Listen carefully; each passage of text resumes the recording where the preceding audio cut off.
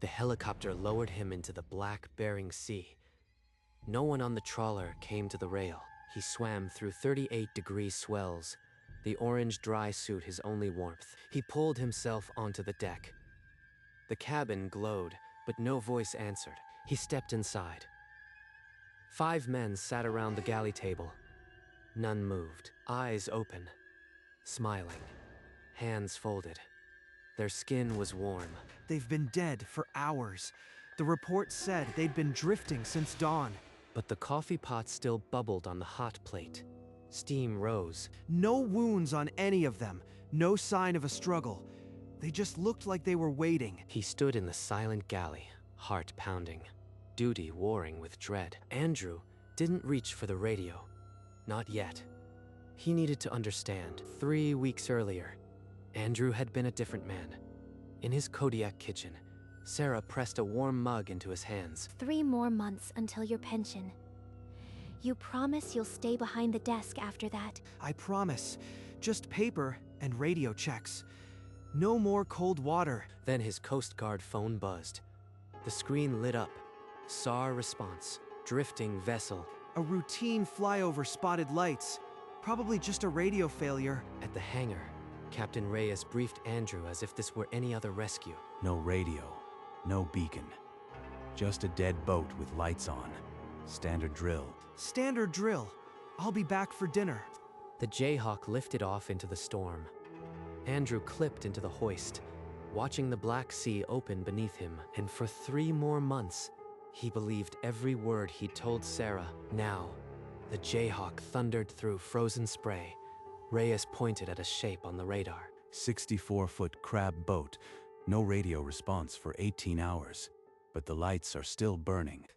Andrew peered through the rain-streaked windshield. Below, a faint constellation of lights rocked on the black swell. No beacon, no SOS. Just drifting. That isn't right. Reyes swung the helicopter into a hover. The crew chief slid the door open. Cold wind howled through the cabin. Looks like no one's home. I'll do a quick sweep. Keep the channel open. Call the moment something feels off. Andrew stepped to the edge. The sea looked like ink 40 feet below. This boat feels wrong. Like it's waiting for something. Then he jumped.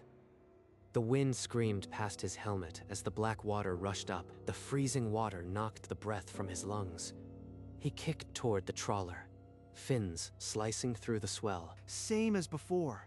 The boat looks empty, but those lights... He hauled himself up the ladder, water sheeting off his dry suit.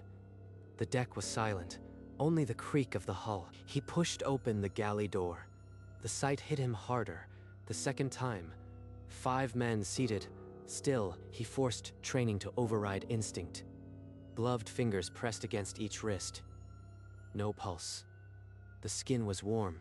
12 hours dead, and they feel like they just sat down. On the table, the glass coffee pot still bubbled. A clean cup sat beside it, as if poured for someone who hadn't arrived. He stepped back and keyed his radio. The static crackled. Base, this is rescue. I've got 5 souls aboard, all unresponsive. No signs of life. The channel hissed. He could hear the helicopter overhead, but the words felt thin. Now he'd have to explain what he couldn't. The coffee maker's red light still glowed. The pot was half full, the glass hot to the touch. Carbon monoxide wouldn't leave them like this. They'd been dead 12 hours, but the galley felt lived in. He moved through the boat, checking bunks, engine room. Nothing out of place. Just silence pressing in. Procedure. Said, attach a tow line and exit. But he couldn't leave this puzzle behind. The captain's quarters were forward. A narrow door beside the chart table. A logbook lay open, waiting. Andrew crossed the galley, stepping past the dead men. His boots felt heavy on the worn linoleum. Hale, what's your status? The tow line is ready. Do you need assistance? I am still inside. Give me 5 minutes. Something doesn't add up. The coffee was still hot. Bodies that warm after 12 hours. No cause he could point to. He reached the chart table. The logbook sat open, the last page filled with tight handwriting. He leaned closer. The final entry, dated 4 hours earlier, read, "They came up from below the floor. We agreed. It is better this way." They came from below, but the floor, it's solid. There's nothing down there. He dropped to a knee and pressed his palm against the linoleum. No seams, no hidden hinges. Just cold, unbroken flooring. He tapped the surface with the butt of his knife. Hollow sound echoed, but the floor remained solid. Nothing could have come through. The word agreed hung in his mind. 5 men had accepted something, not fought it. They were smiling when they died, like they made a deal they didn't regret. He stood, the logbook trembling in his grip. The galley felt smaller, the 5 still figures more like sentinels than victims. If the floor's solid, did they write that before they died or after? He didn't radio it in. He wasn't sure how to explain a sentence that felt more like a verdict, but in the quiet, he felt something shift. Not a sound, just a pressure, like the boat had begun to listen. He lifted the radio, pressing the transmit key with a gloved hand. The static crackled. Reyes, I am attaching the tow line now. Prepare for extraction. Copy. We'll be standing by when you are ready. The reply barely registered. From beneath the galley floor came a single deliberate tap. He held his breath, not daring to move. Another tap echoed. Then 2 more in rapid succession. He slammed the hilt of his knife against the linoleum. The tapping that answered was faster, excited. It tapped out a pattern. Knock, knock, knock. Like a greeting from something that had been waiting a long time. It's been here the whole time, right beneath me, waiting. He stumbled backward, nearly tripping over a fallen chair. The radio popped with static. Reyes, hoist me now. Scrub the tow, I need immediate extraction. He scrambled onto the rain-slick deck, chest heaving. The Jayhawk roared overhead, hoist cable already descending. He turned for one last look through the galley window. The table was no longer set for 5. A 6th plate and cup had appeared, and sitting in the 6th chair, motionless, was a figure in an orange dry suit and white rescue helmet, identical to Andrew's. That's my helmet, but it's on my head. It's right here. He pressed his hand against the cold visor. The helmet was still there, his own reflection fearful behind it. When he looked again through the window, the 6th figure had vanished. Only the 5 dead men remained, undisturbed. It was there. It wasn't a trick of the light. It moved. Then his eyes fell on the coffee pot. It had been moved to the center of the table, a cup poured beside it. Fresh steam curled upward. It moved the coffee. That's physical. That's real. He didn't wait for the hoist to reach him. He grabbed the cable as soon as it swung close, clipping in with trembling hands. He ran to the bow, boots skidding on wet steel, waving both arms at the helicopter spotlight. He glanced back through the galley window. The room was empty. Then he saw them, all 5 standing on the far side of the deck, watching him. Behind them, the 6th figure stepped forward. It raised one arm and pointed slowly at Andrew's chest. A low groan vibrated through the deck plates, rolling up from beneath the boat like a waking giant. The cable was in his hands. He snapped the hook into his harness, not checking the safety clasp. The hoist pulled. His boots left the deck. Below, the crew of 5 never broke their stare, their smiles widening, and the 6th figure, the one in his helmet, lifted its other hand, a mirror of his own gloved grip on the cable. It's copying me. It knows exactly what I am doing. The helicopter roared, gaining altitude. The boat shrank into black waves, but the faces remained clear, watching. And as the wind screamed past, Andrew swore he saw the 6th figure's lips move, forming a single word he couldn't hear. The crew chief hauled him into the cabin. Andrew collapsed on the metal floor, shivering, visor still down. Through the open door, he saw the trawler below, still lit, still drifting, and the 6 figures still standing on deck. Faces turned upward, then lightning split the sky. In the flash, the deck was empty. The boat was only a black dot on ink. Reyes pulled his shoulder, voice sharp over the intercom. What the hell happened down there? Report. They were dead. All 5. No pulse, no wounds. Just sitting there. Dead. Then, why did you scream for an immediate hoist? I don't know. I had to get off that boat. Reyes stared at him, then turned to the comm panel. He ordered the tow beacon attached and put out a maritime hazard alert. Andrew didn't mention the 6th figure. He couldn't. The logbook pressed against his chest through the dry suit, a secret heavier than the sea. The flight to Dutch Harbor was silent. Andrew watched the Black Sea pass beneath them, the logbook a solid weight against his ribs. At the docks, the trawler was already moored, dwarfed by the Coast Guard cutter that had towed it in. Officials swarmed the deck. Andrew followed them aboard, his legs unsteady. Reyes stayed close, a silent witness. The galley door swung open. Andrew braced for the 5 smiling faces, but the room was empty. No bodies, no coffee pot. Just the table, set for 6 with 6 cups, 6 plates. And on the 6th chair, a white rescue helmet. That's my helmet.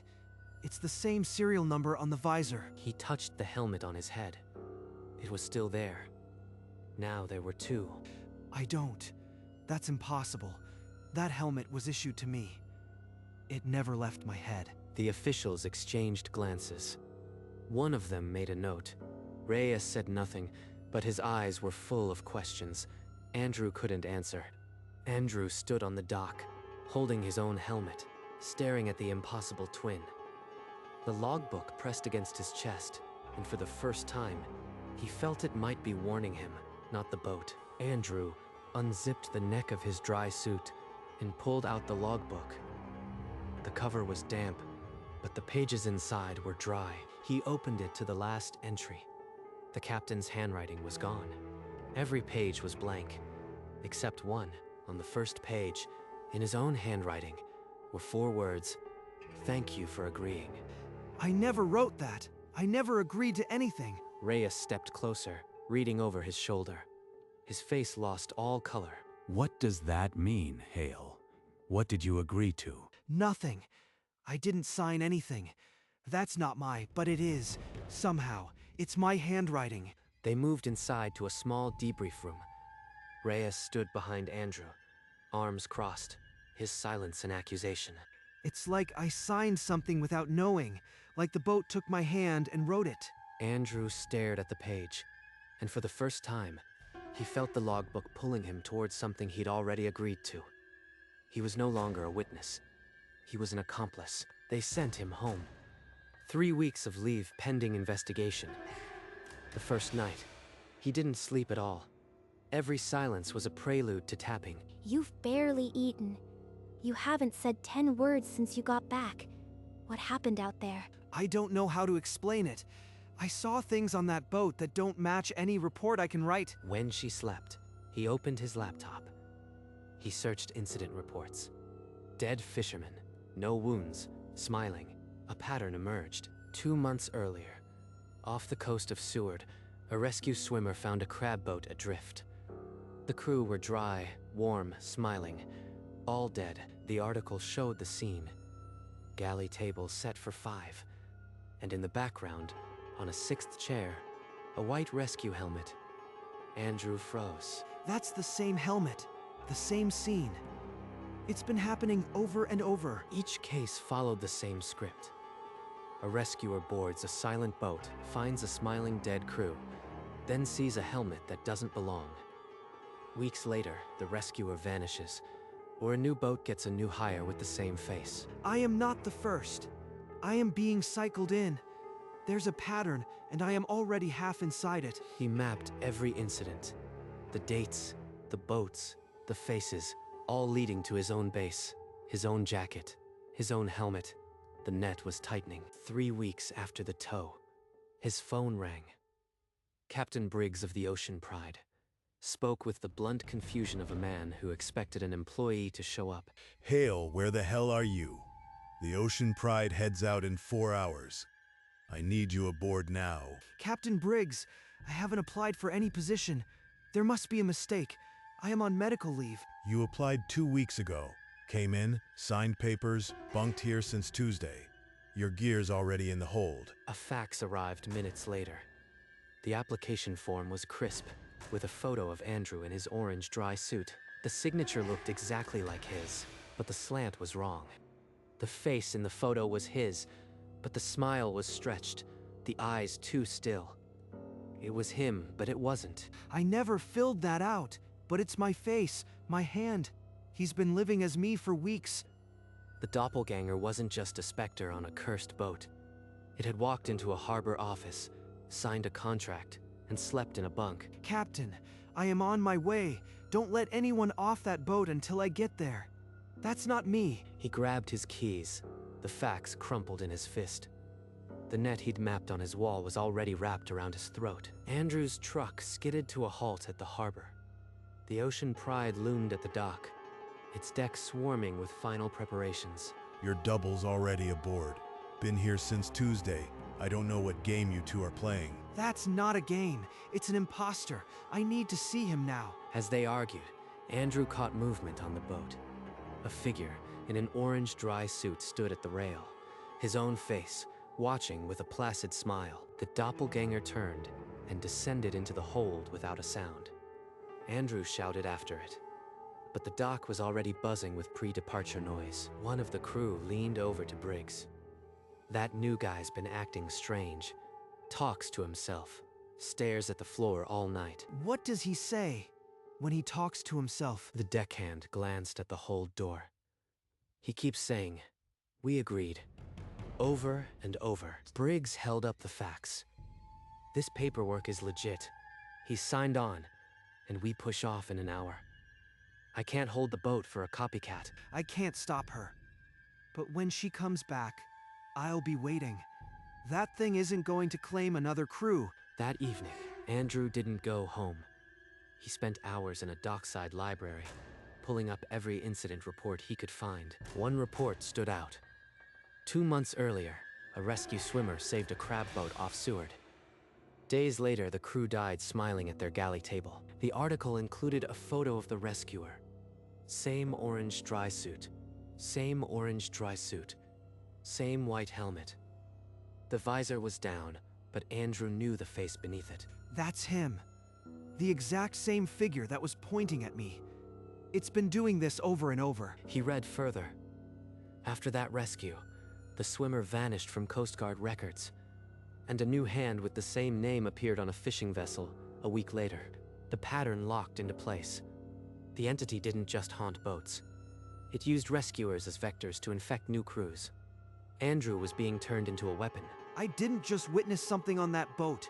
I was infected, and now my double is on the Ocean Pride to do the same. He printed the article and stared at the photo. The logbook's message echoed. "Thank you for agreeing." He understood now that by stepping onto that first boat, he had signed a contract. If that thing stays aboard, the Ocean Pride crew will die exactly like the others. I have to destroy it. He grabbed his jacket. The boat would dock again soon. He would board it alone and face whatever wore his face. For the crew, and for whatever scrap of his soul still remained. He stopped at home, only to pack. Sarah stood in the doorway, arms crossed, watching him load the dry suit into his bag. You are going back out there? After everything, Andrew, please. If I don't, that boat's crew ends up like the others. I can't let that happen. She didn't try to stop him when he walked out. The door closed softly behind him. At the harbor, the Ocean Pride was dark and silent. No crew, no lights, just the hull knocking against the dock. He climbed over the gunwale, his flashlight cutting the blackness. The deck was empty. The galley was cold. Chairs overturned. But in the center of the floor, a faint glow seeped through a seam he'd never seen before. He knelt and pried it open. A ladder descended into humming darkness. He took one last breath of surface air and stepped onto the rungs. The hatch swung shut above him. Below, a voice whispered in his own tone, "Welcome back, Andrew. We've been waiting." The hold lit with phosphorescent symbols, glowing on the hull like cold veins. In the center stood a tall mirror, its frame dripping old salt. Andrew stepped forward. His reflection was there, but it wasn't following him. It stood still, smiling. It already knows I am here. The smile is the same one from the boat. A figure stepped out from behind him in the glass. The doppelganger, identical, except for the dead smile. It spoke in Andrew's own voice. You came. We agreed it is better this way. It raised a logbook, open to a page where fresh ink glistened. Andrew's signature, exactly as he would write it. I never signed anything. You are a lie. You signed the moment you boarded that first boat. The deep remembers. It collected you. In the mirror, the smiling reflection turned to face Andrew directly, no longer an echo of his movements. It lifted a hand and pressed it against the glass from inside. The doppelganger's whisper filled the hold. You've been serving us since you first wore the helmet. And now, you'll bring us the ocean pride. Those fishermen agreed to die smiling. Insurance payout for their families. The deep only asks for a smile. We need a rescuer to carry the smile to the next boat. You were chosen the moment you entered that galley. They were bait. The whole boat was a trap to catch a swimmer. Now we will merge. You will not fight, and the ocean pride will be ours. Andrew shoved the thing aside and sprinted for the ladder. His shoulder passed through something cold and unwilling. He gripped the rungs and climbed. From below, pale hands closed around his ankle. He kicked wildly, the grip like iron. One hand tore free, then he was scrambling upward. He burst through the hatch onto the cold deck. Without looking back, he swung the heavy lid shut. He slid the latch across and collapsed against it. From beneath, fists hammered the steel. The pounding did not stop. It matched his own heartbeat, a rhythm he now carried inside. The hammering beneath the hatch grew frantic, slamming in a desperate rhythm. He launched himself over the gunwale, landing hard on the dock. Splinters bit through his gloves. The Ocean Pride's lights flickered once, then died completely. The boat became a black bulk. Silence rushed in. Even the hammering stopped. He stood alone under the clouded sky. He stared at the dark shape of the trawler, his chest heaving. He had escaped. But my pulse still beats like a fist inside my skull, an echo of the hold. He stumbled down the dock, passing the dark windows of a tackle shop. Then he froze. In the glass, his reflection stood apart. It had not moved with him. It was smiling, the same faint, empty curve he'd seen on the faces of the dead crew. The merge already started. It's inside me now. He pushed the kitchen door open just before sunrise. Sarah was at the table, a mug cold in her hands. You are back. I didn't hear the truck. What happened? The boat's gone. It's over. I don't want to talk about it. He sat heavily. She poured fresh coffee, her hand trembling around the glass pot. He took the mug and smiled. The expression didn't dissolve. It stayed. It lingered 3 seconds too long. A curve she'd never seen on him before. Empty and patient. His eyes were distant, calm in a way that belonged to someone already gone. She waited for the smile to break, but it held, as if borrowed from a photograph she didn't want to recognize. He didn't seem to know he was doing it. That was the worst part. When dawn finally filled the room, Sarah hadn't slept. She watched him, and the smile never left his sleeping face. The investigation cleared him. Andrew flew again, the Jayhawk thundering toward a new boat, with lights burning. No radio, no beacon.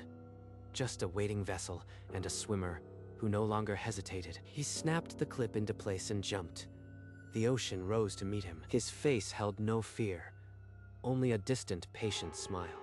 The cold water swallowed him, but beneath the surface, his reflection was already there. It smiled back, no longer a separate thing. The doppelganger's grin now rested on Andrew's own lips, and he swam toward the boat, serene. The boat lights grew larger, promising a new galley, a new table, new smiles. The cycle turned again, exactly as it had been written, and in the deep somewhere, a logbook opened to a blank page. It's ink waiting for a new name.